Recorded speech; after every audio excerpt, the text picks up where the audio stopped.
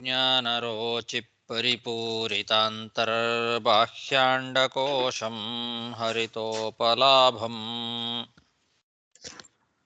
तर्काभयेतं विधिशर्वपूर्वगीर्वाणविज्ञानदमानतोऽस्मि प्रथमो हनुमान्नाम द्वितीयो भीमयेव च पूर्णप्रज्ञस्तृतीयस्तु भगवत्कार्यसाधकः बुद्धिर्बलं यशोधैर्यं निर्भयत्वम् अरोगता अजाड्यं वाक्पटुत्वं च हनूमत्स्मरणाद् भवेत् पृथ्वीमण्डलमध्यस्थाः पूर्णबोधमतानुगाः वैष्णवा विष्णुहृदयाः तान्नमस्ये गुरुन्मम जन्माद्यस्य यतोऽन्वयादितरतश्चार्थेष्वभिज्ञस्वराट् तेने ब्रह्महृदाय आदिकवये मुह्यन्ति यं सूरयः तेजो वारिमृदां यथा विनिमयो यत्र त्रिसर्गो मृषा धाम्ना स्वेन सदा निरस्तकुहकं सत्यं परं धीमहि सृष्टिस्थित्यप्येहा नियतिदृशितमो बन्धमोक्षाश्च यस्मात् अस्य श्रीब्रह्मरुद्रप्रभृतिसुरनरद्वीषशत्रुत्मकस्य विष्णोर्व्यस्ताः समस्ताः सकलगुणनिधिः सर्वदोषव्यपेतः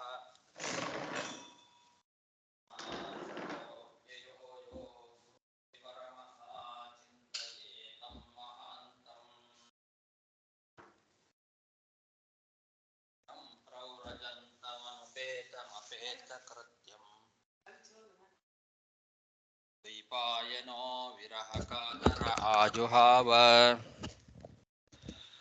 पुत्रेति तन्मयतया तरवोऽभिनेदुः तं सर्वभूतहृदयं मुनिमानतोऽस्मि श्रीगुरुभ्यो नमः हरिः ಓಂ ಶ್ರೀಮದ್ಭಾಗವತದ ಚತುರ್ಥ ಸ್ಕಂಧದ 8ನೇ ಅಧ್ಯಾಯದಲ್ಲಿ ಇವತ್ತು 42ನೇ ಶ್ಲೋಕ.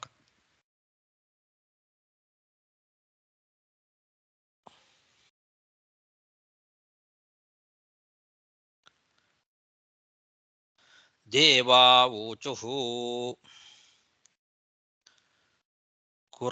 ಪುರಾ ಕಲ್ಪಾಪಾಯೇ ಸ್ವಕೃತಮುದರೀಕೃತ್ಯ ವಿಕೃತಂ ತ್ವಮೇವಾದ್ಯಸ್ತಸ್ಮಿನ್ ಸಲಿಲ ಉರಗೇಂದ್ರಾಧಿಶಯನೆ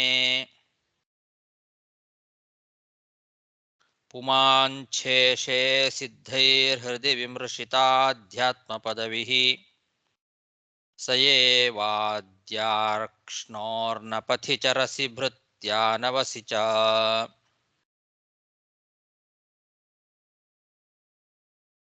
ದಕ್ಷನ ಯಜ್ಞದಲ್ಲಿ ಪ್ರಾದುರ್ಭೂತನಾದಂತಹ ಭಗವಂತನನ್ನ ಈಗ ದೇವತೆಗಳು ಸ್ತೋತ್ರ ಮಾಡ್ತಾ ಇದ್ದಾರೆ.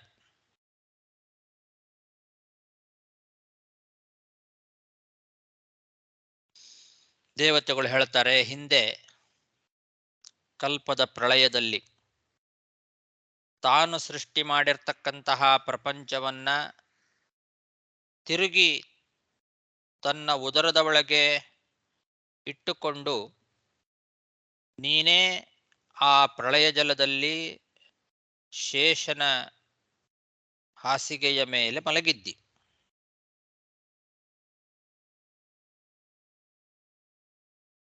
ಸಿದ್ಧರು ಹೃದಯದಲ್ಲಿ ಚಿಂತನೆ ಮಾಡುವ ಪರಮಾತ್ಮ ಸ್ವರೂಪ ಅದು ನಿನ್ನದೇ. ನೀನೇ ಆದಿಪುರುಷನಾಗಿದ್ದಿ. ಅಂತಹ ನೀನು ಈಗ ನಮ್ಮ ದೃಷ್ಟಿಗೆ ಗೋಚರನಾಗ್ತಾ ಇದ್ದಿ.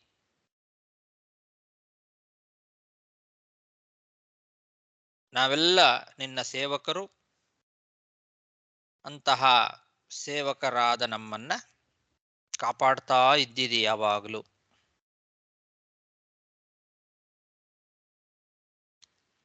ಅಂತ ಇದು ದೇವತೆಗಳು ಮಾಡುವ ಸ್ತೋತ್ರ. ಕಲ್ಪಾಪಾಯೇ ಅಂದ್ರೆ ಕಲ್ಪದ ಕೊನೆಗೆ. ಈಗ ಕಲ್ಪದ ಕೊನೆಗೆ ಪ್ರಳಯ ಕಾಲ ಬಂದಾಗ ಕಲ್ಪದ ಪ್ರಾರಂಭದಲ್ಲಿ ಏನು ತಾನು ಸೃಷ್ಟಿ ಮಾಡಿದ ಪ್ರಪಂಚವನ್ನ ಅದನ್ನು ತಾನು ಹಾಗೆ ಉದರದೊಳಗೆ ಇಟ್ಕೊಳ್ತಾನೆ ಭಗವಂತ. ಅದನ್ನು ಹೇಳ್ತಾ ಇದ್ದಾರೆ. ಕಲ್ಪಾಪಾಯೇ ಸ್ವಕೃತಂ ಉದರೀಕೃತ್ಯ. ಸ್ವಕೃತಂ ಅಂದ್ರೆ ತಾನೇ ಮಾಡಿದ ಆ ಪ್ರಪಂಚವನ್ನ ಉದರೀಕೃತ್ಯ ತನ್ನ ಉದರದೊಳಗೆ ಇಟ್ಕೊಳ್ತಾನೆ.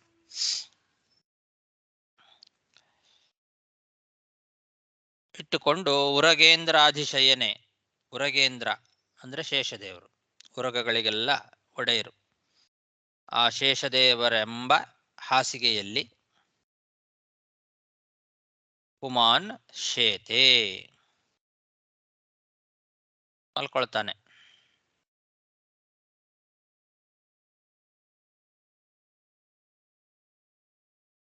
ಅದಕ್ಕೆ ಪ್ರಮಾಣ ಸಿದ್ಧರು ಅವನನ್ನ ಸ್ತೋತ್ರ ಮಾಡ್ತಾ ಇದ್ದಾರೆ. ಸಿದ್ಧೈಹಿ ಹೃದಯ ವಿಮರ್ಶಿತ ಅಧ್ಯಾತ್ಮ ಪದವಿಹಿ ಅಂದ್ರೆ ಸಿದ್ಧರು ಹೃದಯದಲ್ಲಿ ಚಿಂತನೆ ಮಾಡುವ ಪರಮಾತ್ಮ ಸ್ವರೂಪ ನಿನ್ನದು. ಸಿದ್ಧ ಪುರುಷರೆಲ್ಲ ಹೀಗೆ ನಿನ್ನನ್ನು ಚಿಂತನೆ ಮಾಡ್ತಾ ಇದ್ದಾರೆ. ಸಯೇವ ಆದ್ಯ ನೀನೇ ಮೊದಲಿನ ಪುರುಷ.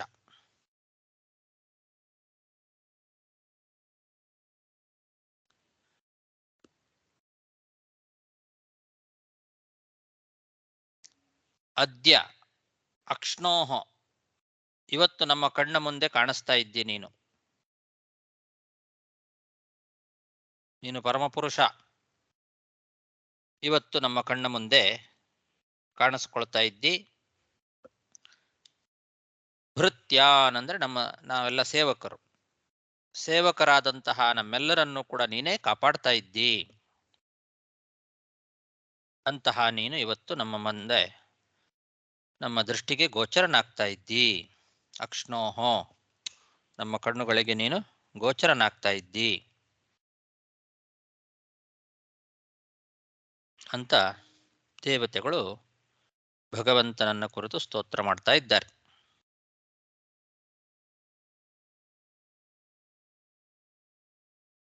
ಭೃತ್ಯಾನ್ ಅವಸಿ ಚ ಅಂತಿದೆ. ಅವಸಿ ಚ ಅಂತ ರಕ್ಷಣೆ ಮಾಡ್ತಾ ಇದ್ದಿ ಕೂಡ ಅಂತ ಅರ್ಥ ಬರ್ತದೆ. ಚ ಅಂದ್ರೆ ರಕ್ಷಣೆ ಮಾಡ್ತಾ ಇದ್ದಿ ಕೂಡ ಅಂತ ಹಂಗಲ್ಲ. ಚ ಅನ್ನೋದು ಇಲ್ಲಿ ಏನು ಸೂಚನೆ ಮಾಡ್ತದೆ ಅಂತಂದ್ರೆ, ವಿಜಯಧ್ವಜ ತೀರ್ಥರು ಬರೀತಾರೆ, ಆ ಸೇವಕರನ್ನ ರಕ್ಷಣೆ ಮಾಡೋದೇ ಪ್ರಯೋಜನ ಹೊರತು ಬೇರೆ ಯಾವ ಪ್ರಯೋಜನವೂ ಇಲ್ಲ. ಅವನಿಗೆ ಅದರಿಂದ ಯಾವ ಪ್ರಯೋಜನವೂ ಇಲ್ಲ ಅಂತ. ಅದನ್ನ ಚ ಅನ್ನೋ ಶಬ್ದ ಸೂಚನೆ ಮಾಡ್ತಾ ಇದೆ.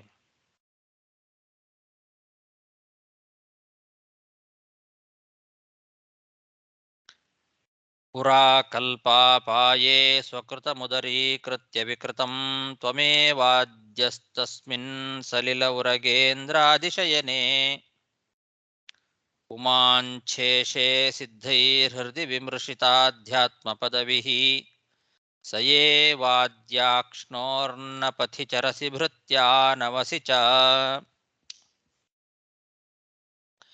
ಗಂಧರ್ವಾಪ್ಸರಸ ಊಚುಃ ಆಶಾಸಾನಾದೇವ ಮರೀಚ್ಯಾದಯ ಏತೆ ಬ್ರಹ್ಮೇಂದ್ರಾದ್ಯಾ ದೇವಗಣಾ ರುದ್ರಪುರೋಗಾಃ ಕ್ರೀಡಾಭಾವಂ ವಿಶ್ವಮಿದಂ ಯಸ್ಯ ವಿಭೂಮ್ನಃ ತಸ್ಮೈ ನಿತ್ಯಂ ನಾಥ ನಮಸ್ತೆ ಕರವಾಮ. ಗಂಧರ್ವರು ಮತ್ತು ಅಪ್ಸರೆಯರು ಈಗ ಸ್ತೋತ್ರ ಮಾಡ್ತಾ ಇದ್ದಾರೆ. ಅವ್ರು ಹೇಳ್ತಾರೆ, ಹೇ ದೇವಾದಿನಾಥ, ದೇವ ಮತ್ತು ನಾಥ ಅಂತ ಅವರು ಸಂಬೋಧನೆ ಮಾಡ್ತಾ ಇದ್ದಾರೆ. ದೇವ, ನಾಥ. ಆಶಾಸಾನಾಹ ದೇವ ಅನ್ನಲ್ಲಿ ದೇವ ಅನ್ನೋ ಪದ ಇದೆ. ಕೊನೆಯಲ್ಲಿ ತಸ್ಮೈ ನಿತ್ಯಂ ನಾಥ ನಮಸ್ತೆ ಕರವಾಮ ಅನ್ನಲ್ಲಿ ನಾಥ ಅನ್ನೋ ಪದ ಇದೆ. ಹೀಗೆ ದೇವ ಮತ್ತು ನಾಥ ಅಂತ. ದೇವ ಅಂದರೆ ಕ್ರೀಡಾದಿಗುಣ ವಿಶಿಷ್ಟನಾದವನೇ, ನಾಥ ಅಂದ್ರೆ ಎಲ್ಲರಿಗೂ ಒಡೆಯನಾಗಿರ್ತಕ್ಕಂಥವನೇ. ವಾಲ್ಯೂಮೇ ಇಲ್ಲ. ಫಲವನ್ನ ಅಪೇಕ್ಷೆ ಪಡ್ತಕ್ಕಂತಹ ಈ ಮರೀಚಿ ಮೊದಲಾದಂತಹ ಮುನಿಗಳೇನಿದ್ದಾರೆ, ಅವರು ಬ್ರಹ್ಮ, ಇಂದ್ರ ಮುಂತಾದ ದೇವತೆಗಳು, ರುದ್ರನ ಅನುಚರರಾದಂತಹ ಭೂತಗಣಗಳು, ಹೀಗೆ ಈ ಇಡೀ ಜಗತ್ತೇ ಪೂರ್ಣನಾದಂತಹ ನಿನಗೆ ಅದು ಆಟದ ಸಾಮಗ್ರಿಯಾಗಿದೆ. ಕ್ರೀಡಾಭಾವಂ ವಿಶ್ವಂ, ಇದಂ ವಿಶ್ವಂ ಕ್ರೀಡಾಭಾವಂ ಅಂತಾರೆ ಗಂಧರ್ವರು ಮತ್ತು ಅಪ್ಸರೆಯರು ಹೇಳ್ತಾ ಇರೋದು. ಇದು ದೇವ ಅನ್ನೋ ಪದ ಇದೆ. ದೇವ ಅಂತನ್ನೋ ಪದಕ್ಕೇನೆ ಕ್ರೀಡಾದಿಗುಣ ವಿಶಿಷ್ಟ ಅಂತ ಅರ್ಥ. ಈ ಜಗತ್ತಿನ ಸೃಷ್ಟಿ, ಸ್ಥಿತಿ ಮೊದಲಾದವುಗಳೆಲ್ಲವೂ ಕೂಡ ಅವನಿಗೆ ಒಂದು ಕ್ರೀಡೆ. ಮಕ್ಕಳು ಗೊಂಬೆಗಳನ್ನ ಇಟ್ಟುಕೊಂಡು ಆಟ ಆಡುವಂತೆ ಬ್ರಹ್ಮ, ರುದ್ರ, ಋಷಿಮುನಿಗಳು, ರುದ್ರದೇವರ ಅನುಚರರಾದಂತಹ ಭೂತಗಣಗಳು, ಇಂದ್ರಾದಿ ದೇವತೆಗಳು ಎಲ್ಲರನ್ನೂ ಕೂಡ, ಎಲ್ಲ ಇಡೀ ಜಗತ್ತೇ ಭಗವಂತನಿಗೆ ಆಟದ ಸಾಮಗ್ರಿ ಆಗಿದೆ. ಮಕ್ಕಳು ಗೊಂಬೆಗಳನ್ನಿಟ್ಟುಕೊಂಡು ಆಟ ಆಡುವಂತೆ ಅವರನ್ನಿಟ್ಟುಕೊಂಡು ಭಗವಂತ ಆಟ ಆಡುವಂತೆ ಈ ಜಗತ್ತಿನ ಸೃಷ್ಟಿಯಾದಿಗಳನ್ನು ಮಾಡ್ತಾ ಇದ್ದಾನೆ. ಅವನು ಪರಿಪೂರ್ಣ. ಇದರಿಂದ ಅವನಿಗೆ ಯಾವ ಪ್ರಯೋಜನದ ಅಪೇಕ್ಷೆಯೂ ಇಲ್ಲ. ವಿಭೂಮ್ನಃ ಅಂತನ್ನೋ ಪದ ಅದನ್ನು ತಿಳಿಸಿಕೊಡ್ತದೆ. ವಿಭೂಮ್ನಃ ಅಂತಂದ್ರೆ ಪರಿಪೂರ್ಣನಾದವನವನು.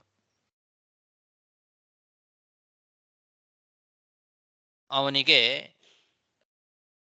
ಮತ್ತೊಂದರಿಂದ ಏನು ಆಗಬೇಕಾದದ್ದಿಲ್ಲ. ಅಂತಹ ಎಲೆ ಭಗವಂತನೇ, ಸ್ವಾಮಿಯೇ, ನಿನಗೆ ನಾವು ನಮಸ್ಕಾರ ಮಾಡ್ತೇವೆ. ನಮಃ ತೇ ತೇ ನಮಃ ಕರವಾಮ, ನಿನಗೆ ನಮಸ್ಕಾರ ಮಾಡ್ತೇವೆ ಅಂತ ಹೀಗೆ ಗಂಧರ್ವರು, ಅಪ್ಸರೆಯರು ಎಲ್ಲ ಸ್ತೋತ್ರ ಮಾಡ್ತಾ ಇದ್ದಾರೆ. ಆಶಾಸಾನಾದೇವ ಮರೀಚ್ಯಾದಯ ಏತೆ ಬ್ರಹ್ಮೇಂದ್ರಾದ್ಯಾ ದೇವಗಣಾ ರುದ್ರಪುರೋಗಾಃ ಕ್ರೀಡಾಭಾವಂ ವಿಶ್ವಮಿದಂ ಯಸ್ಯ ವಿಭುಮ್ನಃ ತಸ್ಮೈ ನಿತ್ಯಂ ನಾಥ ನಮಸ್ತೆ ಕರವಾಮಃ.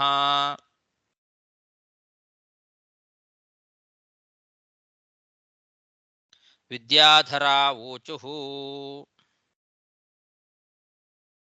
ತ್ವನ್ಮಾಯಯಾರ್ಥಮಭಿಪದ್ಯ ಕಳೇಬರೇಸ್ಮಿನ್ ಕೃತ್ವಾ ಮಮಾಹಮಿತಿ ದುರ್ಮತಿರುತ್ಪಥೈಃ.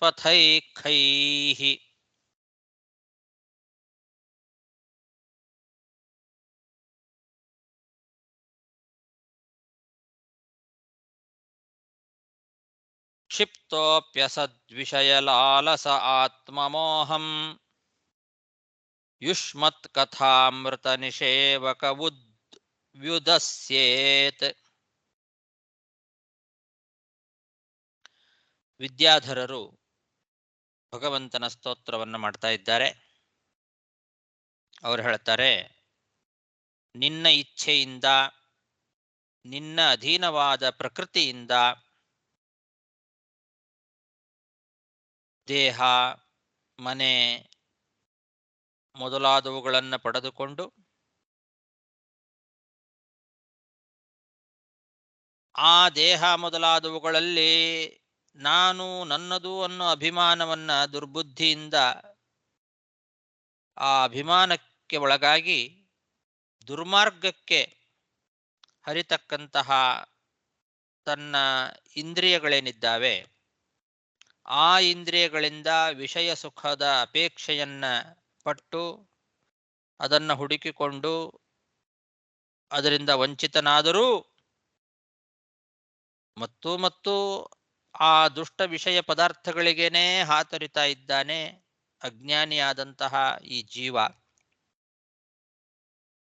ಅಂತಹ ಅಜ್ಞಾನಿ ದುರ್ಮತಿ ನಿನ್ನ ಕಥಾಮೃತ ನಿಷೇವಕ ಅವನು ಒಂದು ವೇಳೆ ನಿನ್ನ ಕಥಾಮೃತವನ್ನ ಪಾನ ಮಾಡಬೇಕು ಅಂತ ಹೊರಟ್ರೆ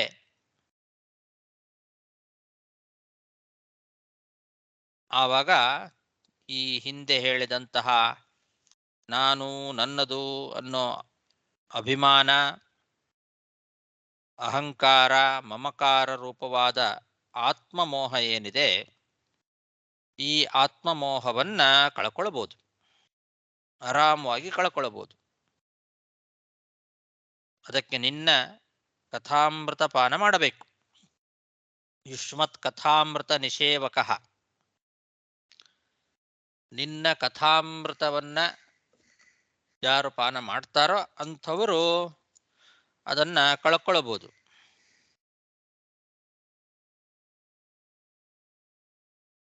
ಈಗೇನ್ ಮಾಡ್ತಾ ಇದ್ದಾನವನು? ನಾನು ನನ್ನದು ಅನ್ನೋ ಅಭಿಮಾನಕ್ಕೆ ಒಳಗಾಗಿದ್ದಾನೆ.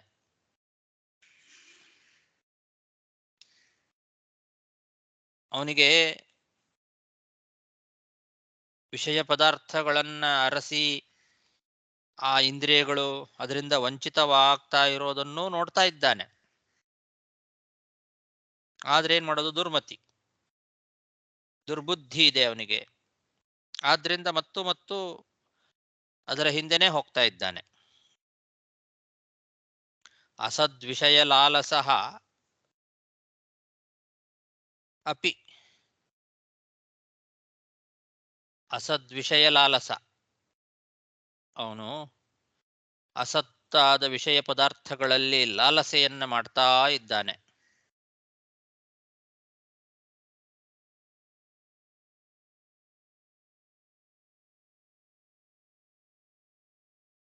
ಸ್ವೈಹಿ ಇಂದ್ರಿಯೈಹಿ, ತನ್ನ ಇಂದ್ರಿಯಗಳು, ಉತ್ಪತೈಹಿ, ಅದು ಕೆಟ್ಟ ಮಾರ್ಗವನ್ನ ಹಿಡಿತಾ ಇದೆ ಇಂದ್ರಿಯಗಳು. ಉತ್ಪಥೈಹಿ ಸ್ವೈಹಿ ಅಂದ್ರೆ ಕೆಟ್ಟ ಮಾರ್ಗವನ್ನ ಹಿಡಿತಾ ಇರತಕ್ಕಂತಹ ತನ್ನ ಇಂದ್ರಿಯಗಳಿಂದ ಕ್ಷಿಪ್ತ ಅಪಿ, ಅವನು ವಿಷಯ ಪದಾರ್ಥಗಳನ್ನ ಪಡಿಲಿಕ್ಕಾಗದೆ ಕ್ಷಿಪ್ತನಾಗ್ತಾ ಇದ್ದಾನೆ, ಅಂದ್ರೆ ವಂಚಿತನಾಗ್ತಾ ಇದ್ದಾನೆ, ದುಃಖಿತನಾಗ್ತಾ ಇದ್ದಾನೆ.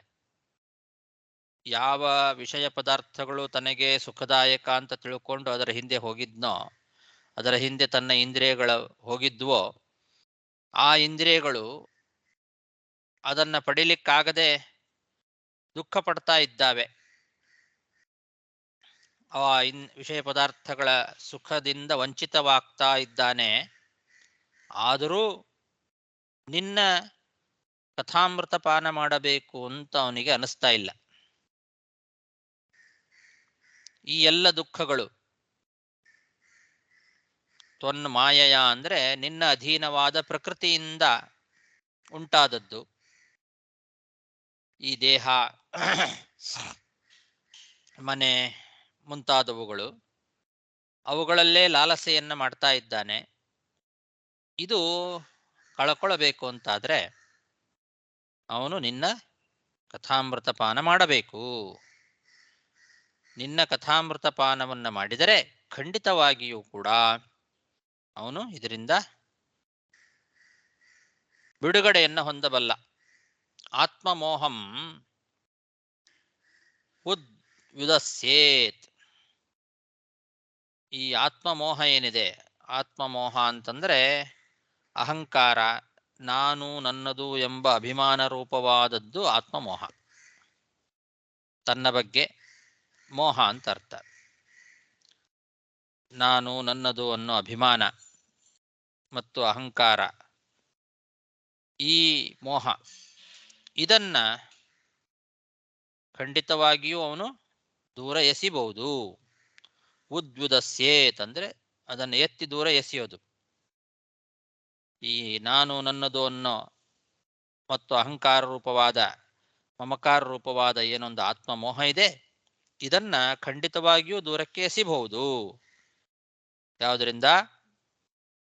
ಅವನು ಯುಷ್ಮತ್ ಕಥಾಮೃತ ನಿಷೇವಕ, ನಿನ್ನ ಕಥಾಮೃತವನ್ನ ಪಾನ ಮಾಡಿದಾನೆ ಅಂತಾದರೆ ಖಂಡಿತವಾಗಿಯೂ ಕೂಡ ಇದನ್ನು ಅವನು ದೂರ ಎಸಿಬಹುದು.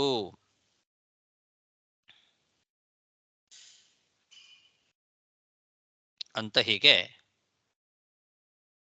ವಿದ್ಯಾಧರರು ಸ್ತೋತ್ರ ಮಾಡ್ತಾ ಇದ್ದಾರೆ. ತ್ವನ್ಮಾಯಯಾರ್ಥಮಭಿಪದ್ಯ ಕಳೇಬರೇಸ್ಮಿನ್ ಕೃತ್ವಾ ಮಮಾಹಮಿತಿ ದುರ್ಮತಿರುತ್ಪಥೈಃ ಸ್ವೈಃ ಕ್ಷಿಪ್ತೋಪ್ಯಸದ್ವಿಷಯಲಾಲಸ ಆತ್ಮಮೋಹಂ ಯುಷ್ಮತ್ಕಥಾಮೃತ ನಿಷೇವಕ ಉದ್ವ್ಯುದಸ್ಯೇತ್.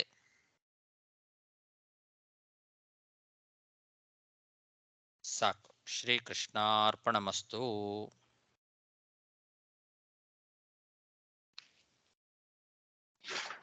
ಸರ್ ನಮಸ್ಕಾರ. ನಾರಾಯಣ ಸರ್, ಹಾ 42ನೇ ಶ್ಲೋಕದಲ್ಲಿ ಇದು ಉರಗೇಂದ್ರ ಆದಿಶಯನೆ ಸಲಿಲೆ ಅಂತ ಬರ್ತಲ್ಲ, ಪ್ರಳಯ ಆದ ಮೇಲೆ ಬಂದು ಅಲ್ಲಿ ಮಡಿಕಿಂತಾರೆ ಅಂದ್ರೆ ಏನರ್ಥ ಸರ್? ಪ್ರಳಯ ಆದಮೇಲೆ ಅಲ್ಲ, ಪ್ರಳಯ ಕಾಲದಲ್ಲಿ ಅಂತ ಅರ್ಥ. ಓಕೆ. ಕಲ್ಪಾಂತದಲ್ಲಿ, ಕಲ್ಪದ ಕೊನೆ ಅಂತ ಹೇಳಿದ್ದು. ಕಲ್ಪಾಪಾಯೆ, ಕಲ್ಪದ ಕೊನೆಯಲ್ಲಿ ಅಂದ್ರೆ ಪ್ರಳಯ ಕಾಲದಲ್ಲಿ ಅಂತ ಅರ್ಥ. ಇದು ಪ್ರಳಯ ನಡೆಯಿಲ್ಲ, ಪ್ರಳಯ ನಡೆಯೋಕೆ ಮುಂಚೆ ಅಂತಲ್ಲ, ಕಲ್ಪದ ಕೊನೆ ಅಂದ್ರೆ ಪ್ರಳಯ ಕಾಲ ಅಂತ ಅರ್ಥ. ಆವಾಗಲೇ ಎಲ್ಲವನ್ನೂ ಉದರೀಕೃತ್ಯ, ಸ್ವಕೃತಂ, ತಾನು ಮಾಡಿದ ಈ ಪ್ರಪಂಚವನ್ನ ಉದರೀಕೃತ್ಯ, ತನ್ನ ಉದರದೊಳಗೆ ಇಟ್ಟುಕೊಳ್ತಾನೆ, ಇಟ್ಟುಕೊಂಡು ಶೇಷನ ಮೇಲೆ ಮಲ್ಕೊಳ್ತಾನೆ ಅಂತ ಅರ್ಥ.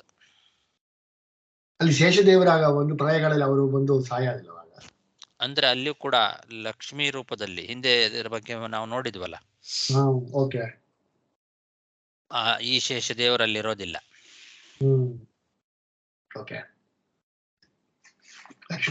ಲಕ್ಷ್ಮೀ ರೂಪ ಶೇಷದೇವರು. ಹೌದು ಹೌದು. ಓಕೆ. ನೆಕ್ಸ್ಟ್ 43ನೇ ಶ್ಲೋಕದಲ್ಲಿ ಕ್ರೀಡಾ ಭಾವಂ ಹೇಳಿ ನೀವು. ಇಲ್ಲಿ ಕ್ರೀಡಾ ಭಾಂಡಂ ಇದೆ. ಕ್ರೀಡಾ ಭಾವಂ ಅಲ್ಲೇನಿದೆ? ಕ್ರೀಡಾ ಭಾಂಡಂ. ಕ್ರೀಡಾ ಭಾಂಡಂ ಅಂತಿದೆ. ಕ್ರೀಡಾ ಭಾಂಡನ ಇವರು ತಗೊಂಡಾರೆ. ಕ್ರೀಡಾ ಭಾಂಡ ಅಂದ್ರೆ ಕ್ರೀಡೋಪಕರಣ ಅಂತ. ಯಾದವಾರ್ಯರು ಕ್ರೀಡಾ ಭಾಂಡಂ ಅನ್ನೋ ಪಾಠವನ್ನೇ ತಗೊಂಡಿದ್ದಾರೆ. ಅವರು ಕೂಡ ವಿಜಯಧ್ವಜ ತೀರ್ಥರು ಕೂಡ ಕ್ರೀಡಾ ಭಾಂಡಂ ಅಂತಾನೆ ತಗೊಂಡಿದ್ದಾರೆ. ಅವರು ಕ್ರೀಡೋಪಕರಣಂ ವರ್ತತೆ ಅಂತ ಹಾಗೆ ಹೇಳ್ತಾರೆ. ಇಲ್ಲಿ ಕ್ರೀಡಾ ಭಾವಂ ಅಂತ ಇದೆ ಒಂದು ಪುಸ್ತಕದಲ್ಲಿ.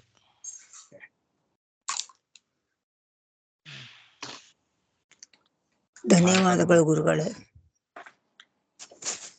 ಕ್ರೀಡಾ ಭಾವ ಅನ್ನೋದು ಯಾರು ತಗೊಂಡಿದ್ದಾರೋ ಗೊತ್ತಿಲ್ಲ. ಭಾಂಡಂ ಅಂತಾನೆ ಇಟ್ಕೊಳ್ಳೋಣ ಹಾಗಾದ್ರೆ, ಯಾಕಂದ್ರೆ ಅಲ್ಲಿ ಕ್ರೀಡಾ ಭಾಂಡಂ ಅಂತಾನೆ ಪಾಠ ಇರೋದ್ರಿಂದ.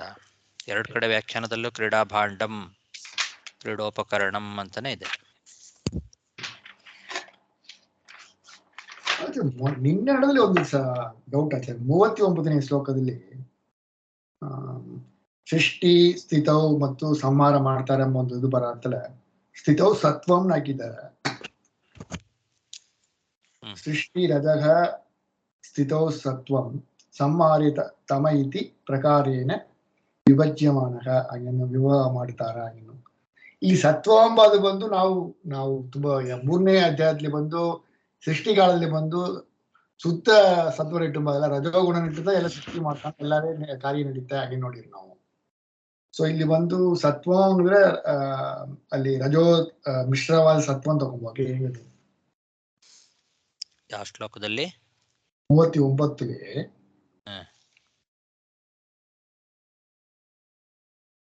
ಜಗತ್ ಉತ್ಪತ್ತಿ ಸ್ಥಿತಿ ಸಂಹಾರೇಶು ಲೀಲೆಯ. ರಜೋಗುಣ, ಸತ್ವಗುಣ, ತಮೋ ಗುಣಗಳನ್ನ ವಿಭಾಗ ಮಾಡ್ತಾನೆ, ಅದನ್ನು ಬಳಸ್ಕೊಳ್ತಾನೆ ಅಂತ. ಸೊ ನಾವು ಬಂದು ಸೃಷ್ಟಿ ಮಾಡಾದ್ರೆ ಸುತ್ತ ಸತ್ವ ಬಂದಿಟ್ಟು ಮಾಡೋದಿಲ್ಲ. ಅಲ್ಲಿ ಬಂದು ನಾವು ರೇಷಿಯೋ ಕೂಡ 1, 10, 100 ಒಂದು ಡಿಫ್ರೆಂಟ್ ಕಾಂಬಿನೇಷನ್ ರೇಷಿಯೋ ನೋಡಿರಿ ನಾವು. ಇದನ್ನಿಟ್ಟು ದೇವರು ಬಂದು ಸೃಷ್ಟಿ ಮಾಡ್ತಾನ ಹಂಗೆಂಬ ನಾವು ನೋಡಿರಿ 3ನೇ ಅಧ್ಯಾಯದಲ್ಲಿ. ಬ್ರಹ್ಮದೇವರು ನಾರದರಿ ಹೇಳಂತಲೇ ಬ್ರಹ್ಮಾಂಡ ಸೃಷ್ಟಿ ಹೇಳಂತಲೇ ಹೆಂಗ್ ಸೃಷ್ಟಿ ಮಾಡ್ತಾನ, ರಜೋಗುಣ ನಟನ ಸೃಷ್ಟಿ ಮಾಡ್ತಾನ ಎಂಬ ಒಂದು ಪಾಯಿಂಟ್ ಕೂಡ ನಾವು ನೋಡಿರಿ ನಾವು. ಇಲ್ಲಿ ಬಂದು ಸ್ಥಿತವು ಸತ್ವಂ ಹಂಗೆ ಅಂದ್ರೆ ಅದೇನು ಅಲ್ಲಿ ಹೇಳಿದ್ದ ಅದನ್ನೇ ಇಟ್ಕೊಳ್ಬೇಕು. ಇಲ್ಲಿ ಸ್ಥೂಲವಾಗಿ ಹೇಳಿದ್ದಾರೆ ಅಷ್ಟೇ. ಇಲ್ಲಿ ಅಲ್ಲಿ ಏನು ವಿವರಣೆ ಮಾಡಿ ಹೇಳಿದ್ದಾರೆ ಅದನ್ನೇ ಇಟ್ಟುಕೊಳ್ಬೇಕು. ಅದರದ್ದೇ ಇದು ಸ್ಥೂಲ ಪರಿಚಯ ಅಷ್ಟೇ. ಅದರೊಳಗಿರೋ ಸತ್ವ ಅಂತ ಇಟ್ಟುಕೊಳ್ಬೇಕು. ರಜೋಗುಣದಲ್ಲಿರುವ ಸತ್ವ ಭಾಗದ ಪ್ರಚುರತೆಯಿಂದ.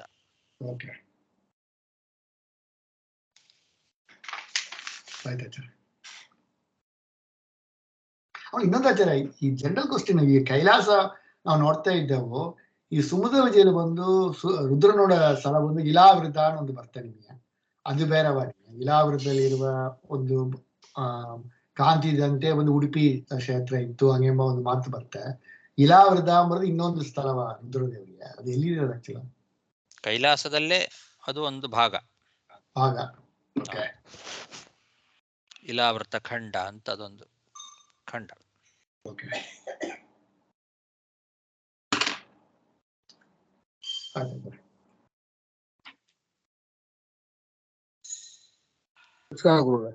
ಹರೇ ನಮಃ. ಧನ್ಯವಾದಗಳು ಆಚಾರ್ಯರೇ. ನಮಸ್ಕಾರ ಗುರುಗಳೇ. ನಾರಾಯಣ.